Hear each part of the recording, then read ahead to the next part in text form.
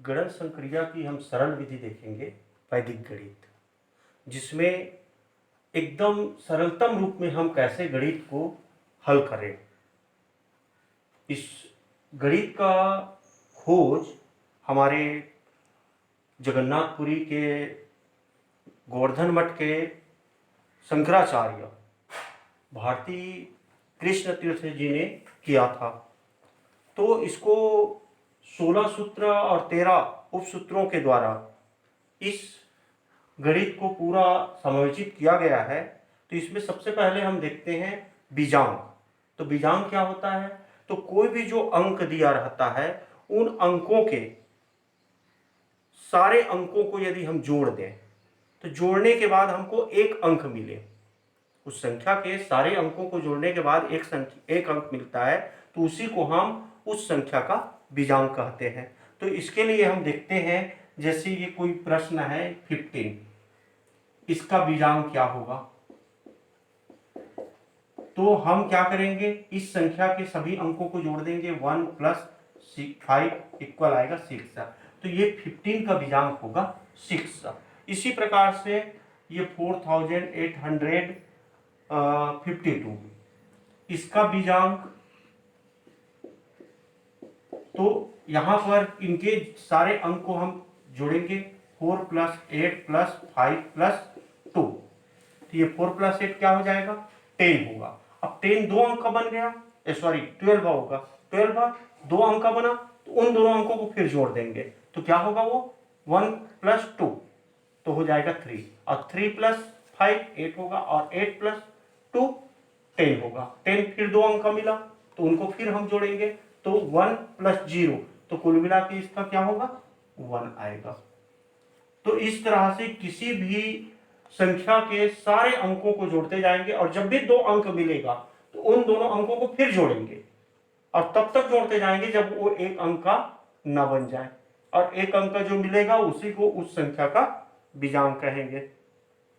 बीजांक से हम किसी भी योग, अंतर, गुणा या भाग, उनके उत्तर की जांच भी कर सकते हैं। जैसे हम कुछ प्रश्न लेते हैं और देखते हैं कि कैसे इनका जांच करें। मान लो ये है 3496 69 और 2220, और एक अंक ले लेते हैं 1236। इसको यदि हम जोड़ें, तो इसको जोड़ेंगे तो ये आएगा 9 और 5 15 का 5 हो गया, 1 बचा, 6 7 7 और 2 9 9 और 3 12 का 2 हो गया, 1 बचा। अब उसके बाद 5 4 और 1 5 5 और 2 7 7 और 2 9 3 2 5 और 1 6, ये इसका आंसर आया। अब इसकी हम जांच करेंगे बीजांक से। तो बीजांक से जांच करने के लिए इसका पहले बीजांक निकालो, फिर इसका बीजांक निकालो, इसका बीजांक निकालो, और सारे बीजांकों को जोड़ दो। इसके जो बीजांक आएंगे उसके अगर बराबर होता है तो हमारा उत्तर सही है, अन्यथा हमारा उत्तर गलत है। तो यहाँ पर देखो, ये बीजांक 3 + 4 7 होगा, और 7 + 6 13, दो अंक आया, दोनों को फिर जोड़ देंगे, 1 + 3 4 हो गया। अब 4 + 9, तो 4 + 9 13, 13 मतलब दो अंक आया, तो दो अंकों को फिर जोड़ेंगे, तो ये 4 आ गया, इसका बीजांक 4 मिला। वैसे इसका बीजांक निकालिए, तो ये हो जाएगा 2 + 2 + 2 + 0, तो ये आ जाएगा 6। यहाँ पर देखो, यहाँ हमने जब इनका बीजांक निकाला तो ये 3 + 4 7 हुआ, और 7 + 6 13 हो गया, 13 यानी 4।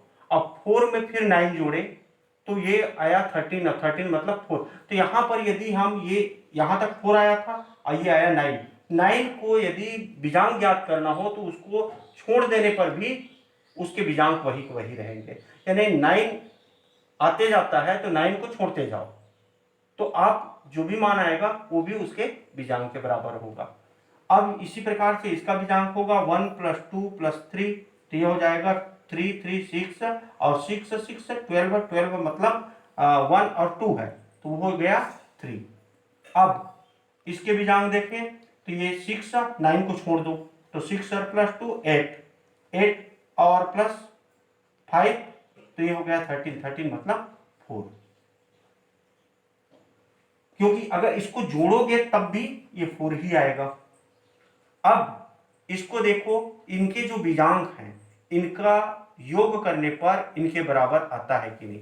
तो 4 प्लस 6 10 हो गया। 10 मतलब 2 अंकों का आया, और ये 2 अंक को फिर जोड़ देंगे तो ये हो जाएगा 1, और 1 प्लस 3 4 आया, मतलब इसके बराबर आ गया, इसके योग के बीजांक के बराबर आया। इसका मतलब ये जो हम योग किए हैं ये सही है। वैसी अंतर में भी करेंगे, जब घटाने की क्रिया की जाती है तो वहां पर भी उसके बीजांक को घटा देंगे। जैसे ये है 7 8 16, 7816 में यदि 3054 को हम घटा दें तो क्या आएगा इसका आंसर। तो पहले घटा लेते हैं, तो ये आ जाएगा 2, ये 11 5 तो ये हो जाएगा 6, और ये 7 में 0 7, और 7 में 3 तो ये 4। अब इसका बीजांक से हम उत्तर की जांच करते हैं, तो ये 7 प्लस 8 15 होगा। 15 मतलब 6, क्योंकि ये 15 आया, और 15 को फिर से जोड़ देंगे बीजांक ज्ञात करने के लिए। तो 5 और 1 6, 6 और 1 7, 7 और 6 13, 13 मतलब 4, तो ये हो गया इसका बीजांक 4। अब इसका बीजांक निकाल लें तो 3 प्लस 0 3 ही रहेगा, और 3 प्लस 5 8 हो गया, और 8 प्लस 4 12 हो गया। 12 मतलब 2 प्लस 1 3 हो गया। अब इससे इसको जब घटाएंगे तो 1 आ रहा है, मतलब इसका बीजांक 1 आना चाहिए। तो ये 4 प्लस 7 तो ये होगा 11, 11 मतलब 2, और 2 प्लस 8 2 प्लस 6 8 हो गया, और 8 प्लस 2 10, 10 मतलब 1। देखो इस संख्या से इस संख्या को घटाने पर ये संख्या आया, तो इनके बीजांक से इनके बीजांक को घटाने पर भी इनके बीजांक के बराबर आना चाहिए, तो आया है। इसका मतलब हमारा उत्तर सही है।